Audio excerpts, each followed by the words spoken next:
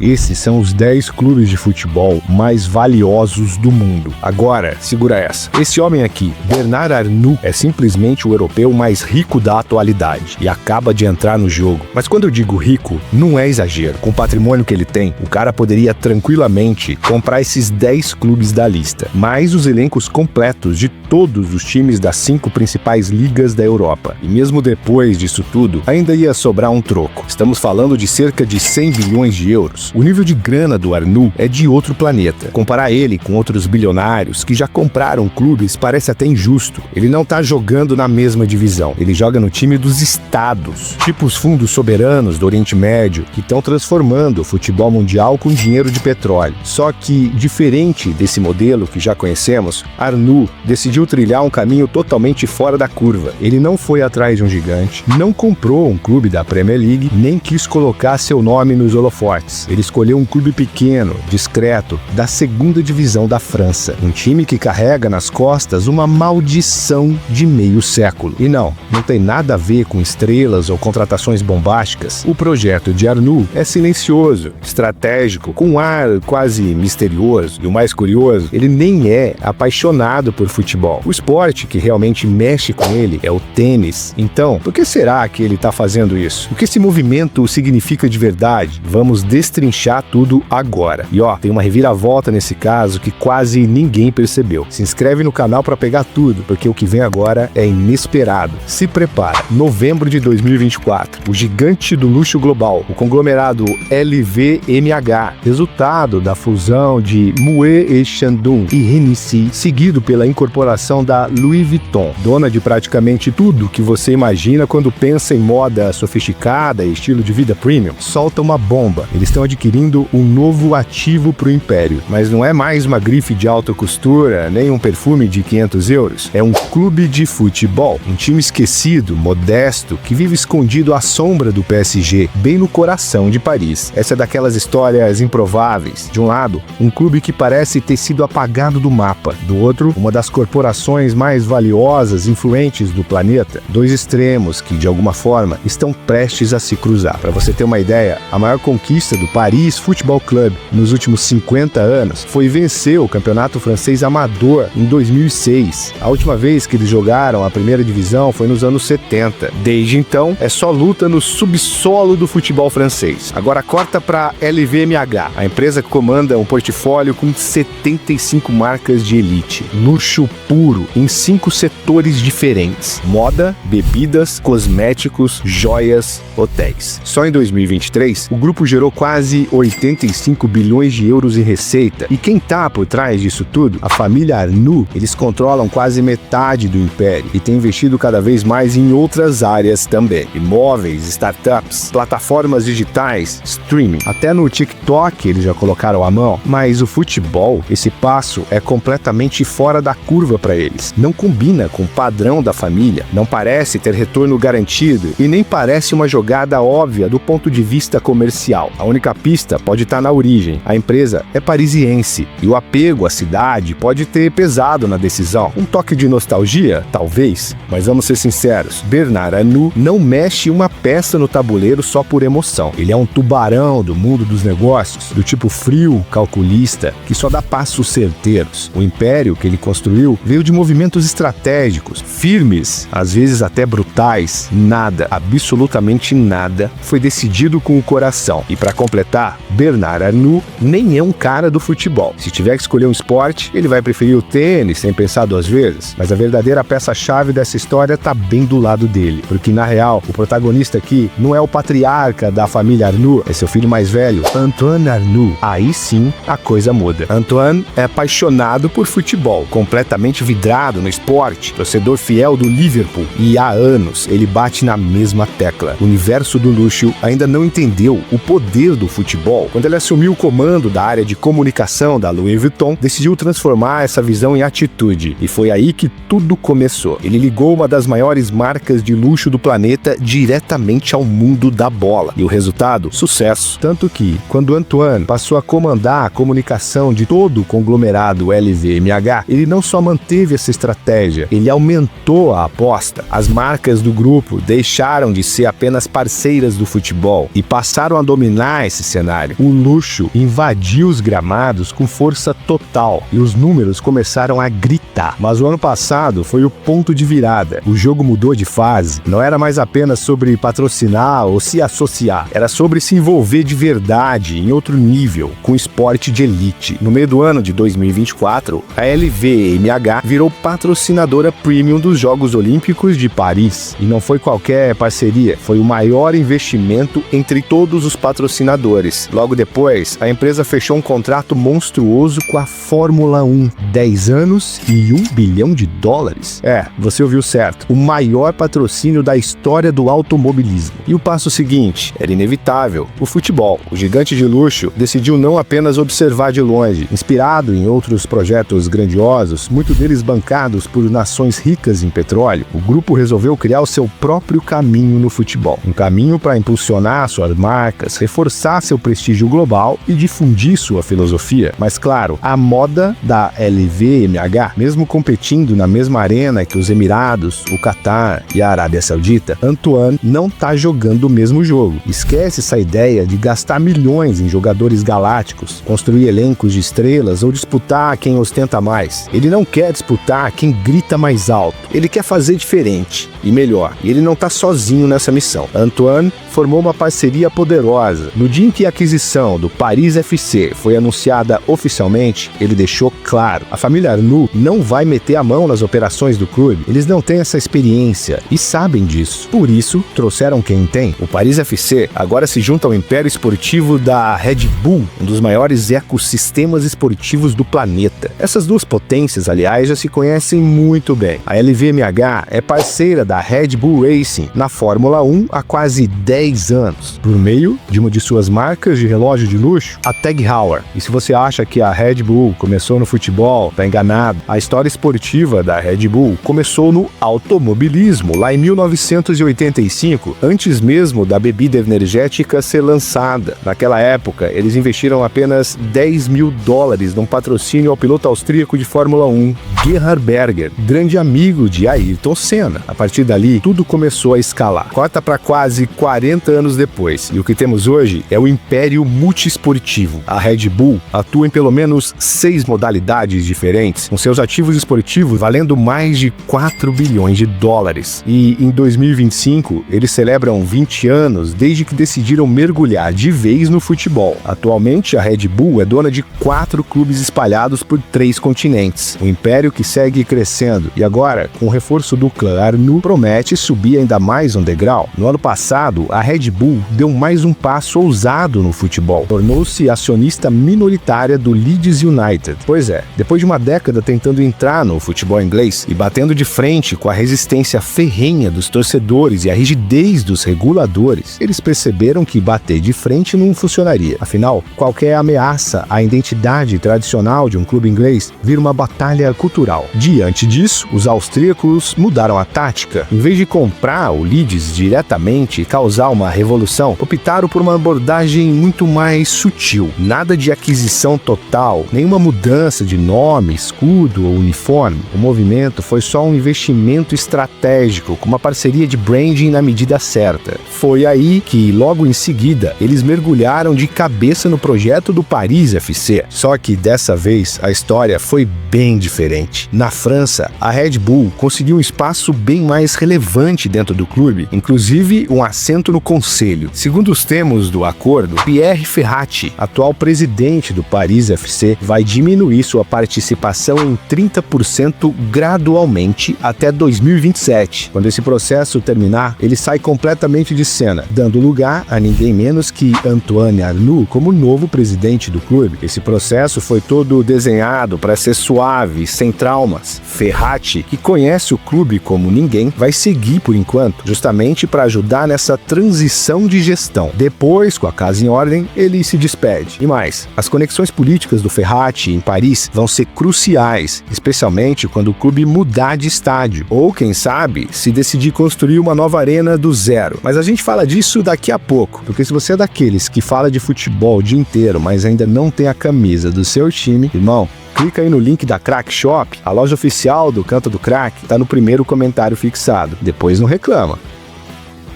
Olha, tem uma peça ainda indefinida nesse quebra-cabeça. A participação do Reino do Bahrein, que entrou em 2020. O Bahrein estava numa ofensiva global, investindo pesado em projetos internacionais para fortalecer sua imagem e atrair turistas. Ao entrar no clube, eles garantiram os principais espaços de patrocínio na camisa e abraçaram a ideia de transformar o Paris em um rival de peso para o PSG, seu vizinho bilionário e midiático. Mas verdade seja dita, a meta de subir para a Ligue 1 em 3 temporadas não se concretizou, frustrando os investidores barenitas. E com a mudança de estratégia do reino, que decidiu mirar em outros setores, eles acabaram abandonando o projeto e deixando a sociedade. Voltando à nova estrutura do clube, vale entender como funciona de fato essa parceria entre os Arnoux e a Red Bull. A Red Bull gerencia todos os seus clubes esportivos com um sistema centralizado e bastante eficiente. Todos eles seguem o mesmo manual de operação, baseado em uma filosofia que já provou dar certo. Cada clube tem um conselho com representantes da empresa. Esses executivos ajudam a definir a estratégia, influenciam contratações, definem as comissões técnicas, direcionam o marketing e até estabelecem metas de longo prazo. É um modelo de gestão profissional, direto ao ponto, e o coração desse sistema todo tem um foco: formação de talentos. Essa mentalidade, aliás, não nasceu no futebol. Ela vem do automobilismo, na época com o nome de Toro Rosso, equipe da Fórmula 1, atualmente chamada de Racing Bulls, e que é uma equipe secundária da Red Bull Racing. Foi criada exatamente com o propósito de lapidar jovens pilotos e prepará-los para competir no mais alto nível. E essa filosofia da Red Bull de padronizar processos, manter o controle central e formar talentos, também aterrissou no futebol com força total. Para garantir consistência entre países, idiomas e estilos de jogo, eles criaram um modelo único de desenvolvimento aplicado a todos os seus clubes. Pode até trocar técnico na base, renovar a comissão técnica ali ou aqui, mas o método segue o mesmo. Treinos padronizados, gestão centralizada e um intercâmbio constante de experiências entre os times da rede. E agora, oficialmente, Paris entra nessa engrenagem. O clube já conta com uma academia de base bem razoável, embora com seus próprios desafios, o que eu posso detalhar em outro vídeo. Então comenta aí o que você está achando dessa história.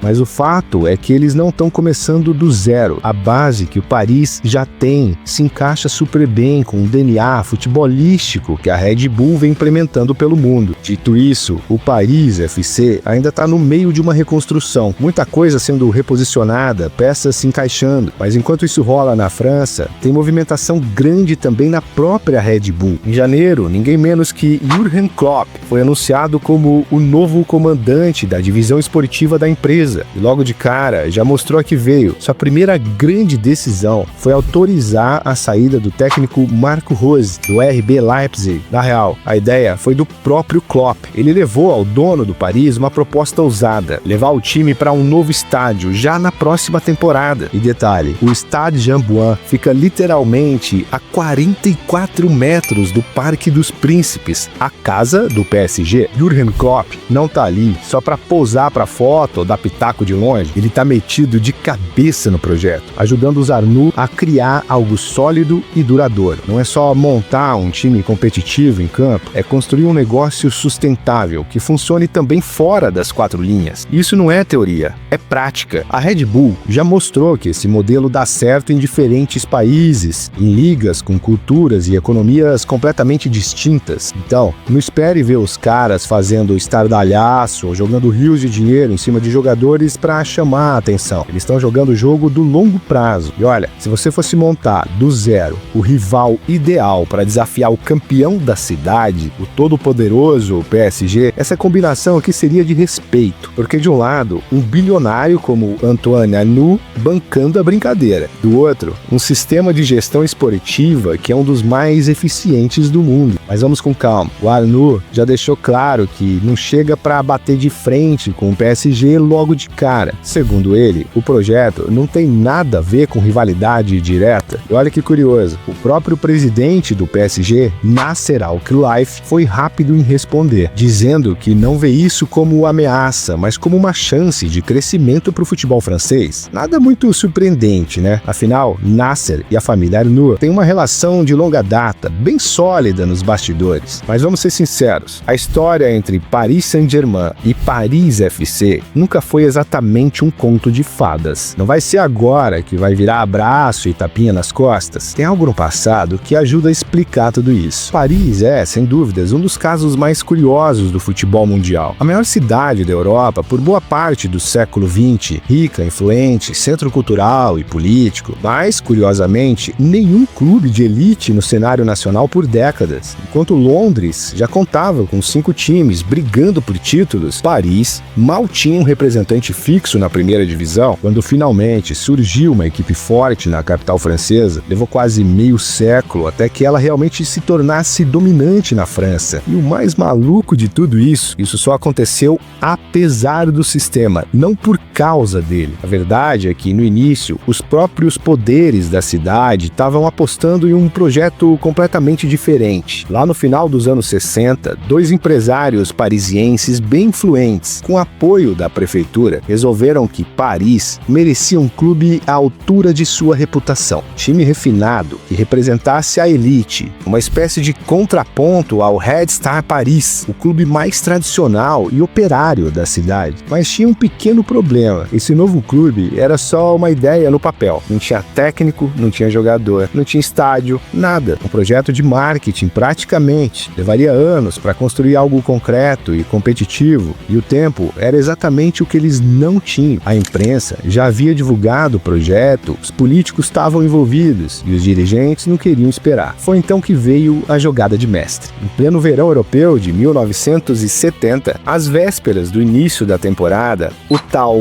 Paris Football Club, aquele que só existia em teoria, decidiu se fundir com o clube real, o Saint-Germain, que jogava a segunda divisão e ficava ali pertinho, a apenas 15 quilômetros da capital. E foi assim que nasceu o Paris Saint-Germain, um time que até meses antes nem existia. Agora estava oficialmente no mapa do futebol francês. Olha, e o começo foi bem empolgante. Na temporada de estreia, o PSG surpreendeu todo mundo. Subiu para a primeira divisão já de cara e parecia que o plano dos cartolas estava funcionando perfeitamente. Só que aí começou o drama. Logo no primeiro ano na elite, o PSG quase caiu, escapou por pouco. Mas o clube já estava atolado em dívidas, atrasando o salário e com os bastidores pegando fogo. A prefeitura resolveu intervir, fez uma proposta, pagaria todas as dívidas, colocaria a casa em ordem, mas com uma condição. O clube teria que se mudar definitivamente para Paris, abandonar o nome Saint-Germain, passar a mandar seus jogos no Parque dos Príncipes e, basicamente, cortar de vez suas raízes. Claro que nem todo mundo topou essa. Uma parte da diretoria, incluído então o vice-presidente Henri Patrel, achou um absurdo. Eles não queriam abrir mão da identidade original do clube em troca de um cheque, mas a prefeitura não estava para negociação. Seguiu com o plano, pagou a conta e dividiu o clube em 2. Criou um novo Paris FC, sem o Saint-Germain, mas com boa parte do elenco e da estrutura. E os que discordaram, aqueles que queriam manter a essência e a história do time, ficaram com o PSG. Foram eles que mantiveram o nome, a paixão e, eventualmente, transformaram o clube num gigante. Mas essa ruptura, essa separação forçada lá no início, deixou marcas profundas e ajudou a explicar muito do que o Paris viveu e ainda vive no futebol. E tinha treta sobre quem ficava com os jogadores. O clube, que contou com o apoio da prefeitura, herdou também a vaga na primeira divisão. E o PSG foi empurrado para a terceira divisão, a atual National 1, sem dó nem piedade. Teve que recomeçar do absoluto zero. Pensa comigo, um clube que nunca teve que ralar, sem história, sem base, sem torcida. Do nada apareceu e pegou o legado de outra equipe, pegou o esforço dos outros, o suor dos outros, até a identidade eles roubaram. É como se alguém cortasse a fila e ainda pegasse seu ingresso, seu lugar e sua pipoca. Você acredita em karma? Porque olha, depois do que rolou no futebol parisiense nos anos seguintes, meu amigo, minha amiga, talvez o universo cobre mesmo, viu? O PSG ficou com nada, nem dinheiro para manter o estádio funcionando tinha. Mas sabe quem não desistiu? Henri Patrel. O cara seguiu firme, foi atrás de novos investidores e dessa vez com um recado bem claro: chega de dinheiro público. Depois do que tinham feito com o clube, isso não era mais uma opção. E foi aí que entrou em cena um nome improvável: o mundo da moda. Patrel se conectou com a elite criativa de Paris. Ele amava o clube, já tinha jogado por ele, era a alma daquele projeto. E quando percebeu que precisava dar um passo pro lado para salvar o que havia construído, fez o impensável: abriu mão da presidência, entregou o cargo ao estilista Daniel Esther, mas fez um único pedido: não mexa no nome e nem nas cores do PSG. Patrel continuou trabalhando no clube em um papel menor, mais discreto, mais essencial. E essa escolha, esse sacrifício pelo bem do clube da sua cidade, mudaria o futebol francês para sempre. Esther, por sua vez, trouxe com ele uma galera poderosa no meio artístico. De repente, o PSG deixou de ser apenas um time tentando sobreviver. Torcer para o PSG virou tendência, virou hype. O resto do futebol francês assistia às entrevistas chiques, os eventos badalados, os rostos de fora do mundo da bola, e caía na gargalhada, especialmente os rivais locais, que já se consideravam os inimigos oficiais do PSG. Ninguém levava esse novo PSG a sério, mas, como a história mostrou, todos estavam redondamente enganados. Um elenco totalmente reformulado e uma nova gestão nos bastidores, o PSG escalou de volta ao topo do futebol francês em apenas 2 temporadas. E aí vem a parte inacreditável. No exato momento em que um PSG traído e jogado às traças conquistava o título da segunda divisão, a Ligue 2, e carimbava seu retorno à elite, o Paris, aquele projeto queridinho da prefeitura, simplesmente implodia. A cidade perdeu o interesse, o investimento secou. Em menos de 2 anos após a separação, o Paris foi rebaixado para a segunda divisão.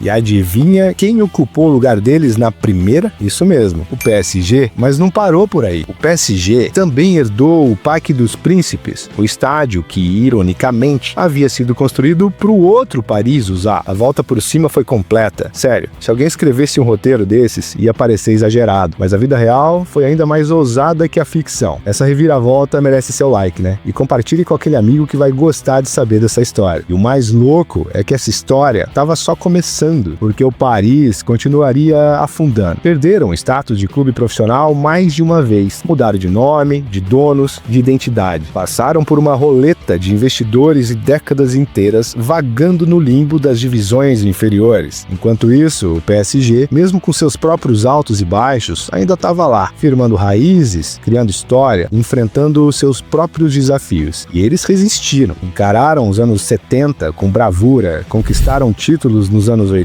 e nos anos 90 chegaram ao topo da Europa com sua primeira taça continental, a Recopa Europeia. Enquanto isso, o outro Paris ficou preso em uma espécie de maldição que parecia não ter fim, até que um novo personagem entrou em cena. Pouco tempo depois que o Qatar passou a comandar o principal clube da cidade, outro movimento muito mais discreto, quase imperceptível, acontecia na capital francesa. Nome conhecido no universo da consultoria, o Pierre Ferrati decidiu comprar um time amador que estava na 3ª divisão. Ferrati veio de um mundo onde planejamento é tudo, estratégia, visão de longo prazo, execução disciplinada, e ele trouxe exatamente essa mentalidade para dentro do futebol. E foi aí que, depois de décadas de estagnação, o Paris finalmente começou a enxergar uma luz no fim do túnel. Sob o comando de Ferrati, o clube recuperou seu status profissional. Em 2015, voltou à Ligue 2, a segunda divisão. Desde então, já vão quase 10 anos. O Paris vem se mantendo firme por lá, e só isso já é histórico. O clube não vivia uma fase tão estável há mais de meio século. Mais do que manter na segundona, o clube passou a sonhar alto. Nessa última década, o Paris se consolidou como um dos times que regularmente briga por uma vaga na elite. Tudo isso com um orçamento bem controlado, nada mirabolante, pé no chão total. O foco, a base, o desenvolvimento de jovens talentos virou prioridade absoluta. A maioria das contratações ou vinha da própria academia ou chegava por empréstimo ou de graça. A estrutura começou a ser moldada para competir de verdade, principalmente com o PSG, que tem um império por trás. Por muito tempo, o Paris formava jogadores promissores, mas perdia esses talentos para o vizinho bilionário. Ainda assim, nas últimas temporadas, alguns nomes formados ali mesmo conseguiram ganhar destaque e renderam boas cifras ao clube. Isso ajudou a manter o projeto vivo e financeiramente estável. O orçamento faturamento do clube vai crescer, e muito. Mas não espere uma gastança desenfreada com contratações bombásticas, nada de loucura no mercado. A transformação que realmente importa vai acontecer ali, no coração do clube, nos arredores do sul de Paris,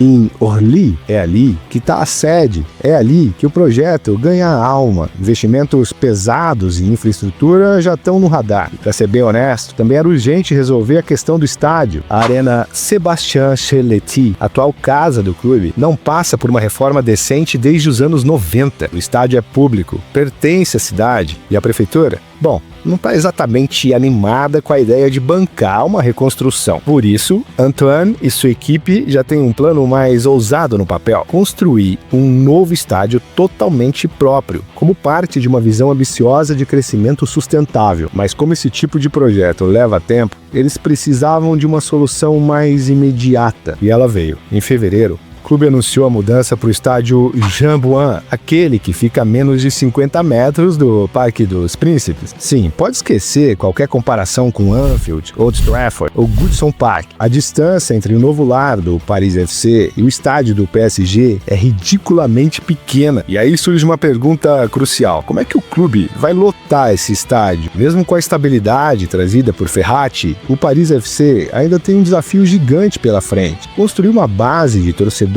que seja apaixonada de verdade. Até aqui, eles têm recorrido à distribuição de ingressos gratuitos para atrair o público, mas vamos ser francos, né? Isso só resolve no curto prazo. Se o objetivo é criar uma torcida sólida, presente, engajada, não dá para se contentar com a arquibancada cheia de gente aleatória, só matando tempo num sábado à tarde. É preciso mais que isso. É preciso criar conexão, identidade, propósito. Mas sabe de uma coisa? A chance deles fazerem isso acontecer é real. A Red Bull já provou que sabe exatamente como engajar torcedores. Eles entenderam o segredo. Tudo gira em torno de como você se posiciona, como você se apresenta para o mundo. E, nesse quesito, o Paris FC tem uma carta poderosa na manga, talvez até mais forte que o PSG. Eles podem se colocar como o clube verdadeiramente local da cidade. Um projeto com raízes, que cresce junto da comunidade, que forma jogadores em vez de comprá-los prontos. Um clube que respira o futebol do bairro e não uma vitrine de superestrelas internacionais. Essa nova história do futebol parisiense precisa vir com um sabor diferente. Não pode ser uma cópia desbotada do vizinho. Tem que ter personalidade, um projeto próprio, com alma. Porque, convenhamos, nos últimos 10, 15 anos, enquanto os clubes estatais viveram seus dias de ouro, o futebol ao redor deles passou por uma transformação silenciosa. E mesmo que no passado esses modelos bilionários fossem vistos com desconfiança, hoje o jogo é outro. Hoje, esses modelos praticamente travaram, pararam de funcionar como antes. Clubes como Manchester City e Paris Saint-Germain viraram o futebol de cabeça para baixo quando apareceram com um caminhão de dinheiro, contratações milionárias, elencos de estrelas globais, campanhas de marketing espalhafatosas e promessas de domínio mundial. Parecia o atalho perfeito rumo ao topo, mas aí o tempo passou e a realidade bateu. O dinheiro até te coloca lá em cima, mas se manter lá, aí a conversa muda completamente. Para continuar no topo, não basta gastar. É preciso construir algo sólido: estrutura, visão de longo prazo, consistência, processos, um sistema de verdade. E mesmo chegar ao topo já se mostrou muito mais difícil do que parecia. Nos últimos 10 anos, o PSG foi disparado o clube que mais acumulou prejuízo com transferências em todo o futebol europeu. E isso num cenário em que clubes ingleses gastam como se não houvesse amanhã. Atualmente, o PSG inverteu esse processo, apostando no elenco com prioridades coletivas, e ganharam a Champions. E o Manchester City, hoje em dia, é fácil esquecer, mas antes da era Guardiola, o City só havia conquistado 2 títulos da Premier League nos primeiros 8 anos sob os novos donos. Não é como se a engrenagem tivesse girado desde o primeiro dia. Mesmo com todo o dinheiro do mundo, até o melhor técnico da atualidade precisa de um ecossistema perfeito, precisa de peças de elite, um elenco com qualidade absurda, sem furos, sem apostas duvidosas. E sim, parte desse investimento retorna. O clube fatura pesado com bilheteria, direitos de TV e acordos comerciais. Hoje, o Manchester City talvez seja o negócio mais rentável e acelerado do futebol mundial. Mas isso é o agora. Se a gente voltar a quase 20 anos, o clube não tinha absolutamente nada a ver com o que é hoje. E diferente de muitos rivais, até os vizinhos de Manchester, o City geralmente fecha o ano com lucro. Mas é claro, algum desses contratos de patrocínio ainda levantam muitas sobrancelhas. Só que vamos encarar os fatos. Esse modelo de clube-empresa bilionária só funciona mesmo dentro da bolha da Premier League. E agora, com a gestão Qatari do PSG já bem avançada, o próprio Nasser Al-Khelaifi parece ter percebido. Não dá mais para continuar queimando dinheiro ano após ano, quebrando recordes de prejuízo sem que os resultados justifiquem a conta. É por isso que o Paris Saint-Germain vai abandonando aos poucos o velho manual dos galácticos. A mentalidade mudou.